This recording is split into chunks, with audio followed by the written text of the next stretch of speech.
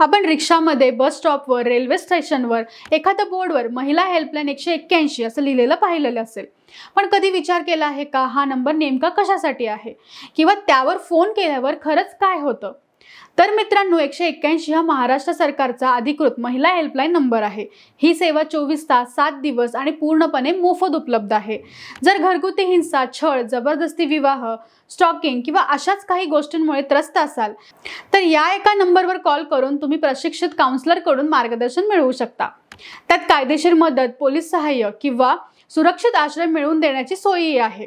जर परिस्थिती गंभीर असेल तर पोलीस महिला हेल्पलाईन 1091 शी संपर्क केला जातो.